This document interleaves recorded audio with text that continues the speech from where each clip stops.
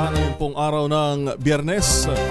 Magdadala ng maulap na papawiri na may kalat-kalat na pagulan ng low pressure area at easterlies sa ilang bahagi ng Visayas at Mindanao.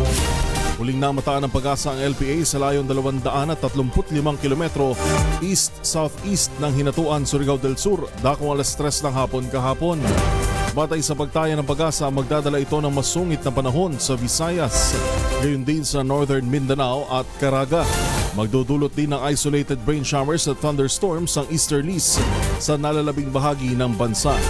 Ayon sa pag-asa, maliit lang ang tsansa ng LPA na ma-develop bilang bagyo sa susunod na 24 oras. Okay, balita muna tayo sa kalagayan ng ating panahon mula kay Miss Chanel Dominguez ng DOST Pag-asa. Miss Chanel, magandang umaga po. Magandang umaga din po sa inyo at magandang umaga din po sa mga tagapakinig po natin. So para sa ating lagay ng panahon, meron tayong binabantayan low pressure area dito sa loob ng ating Philippine Area of Responsibility. Huli itong namataan sa layong 95 km east ng Hinatuan, Surigao del Sur. Nananatili namang wala mababa ang tsansa na itong maging isang ganap na bagyo, pero dahil ito po ay low pressure area, inaasahan po natin magdadala ito ng mga kalat-kalat na pag-ulan lalo na dito sa Caraga, Eastern Visayas, Albay, Sorsogon, Masbate, pati na rin dito sa May Catanduanes. For Metro Manila, the rest of our country, asahan po natin magiging mainit at malinsangan ang ating tanghali hanggang hapon na may mga chance po ng mga isolated rain showers or mga localized thunderstorm pagdating sa hapon at sa gabi. So ngayon, wala naman tayong nakataas na anumang gale warning sa anumang seaboards po ng ating bansa.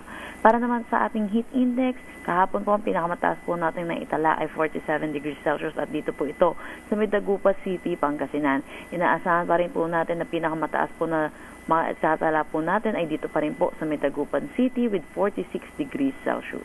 Samantala, dito naman sa Metro Manila, asahan po natin ng 39 to 40 degrees Celsius na heat index. Iba yung pag-iingat lang din po para sa ating mga kabayan, dulot po na itong mainit na panahon.